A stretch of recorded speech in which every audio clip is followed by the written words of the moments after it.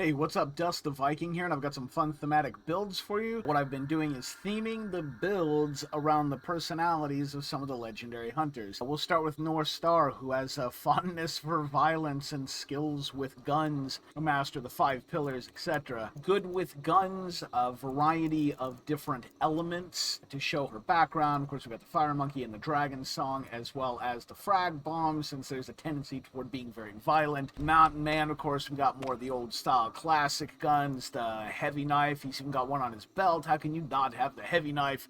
He's a big game hunter, so he's gonna have, you know, a sticky bomb, and of course he's got to have some spirits to keep him warm in the winter. Move on to Fellis here, who is rumored to be a shapeshifter cat, prowls the swamp probably quietly and pouncing on targets. So we've got throwing knives who represent the cat's claws, silencer with poison, being able to move quickly and quietly, the bomb lance because she's supposed to be a super lethal predator, and like a cat probably means very close range. A Tesh Wraith.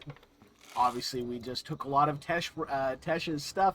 He's Native American, so we stuck him with the bow, as well as a lot of tools and utility because he's probably very resourceful. So we put bleed ammo on there because this is something he could use to hobble a target that is trying to get away, allowing him to close ground. And then we have Dead Blessing, which of course we have to bring in the Blood Orchid and a crossbow. Not much is known about Dead Blessing, so I also just went with some Fire Monkey and Dragon Songs because that seemed about right.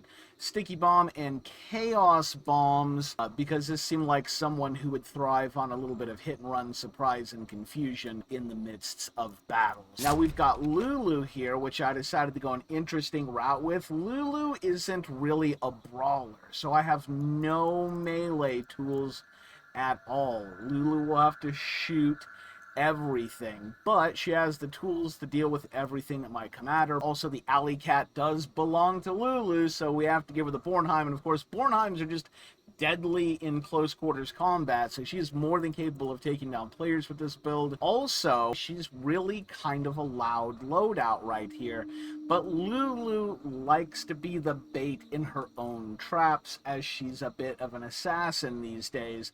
So then a Chaos Bomb is there to help aid in the distraction, as her own noise brings in her targets. The Chaos Bombs can misdirect them at the last second before she springs her deadly trap.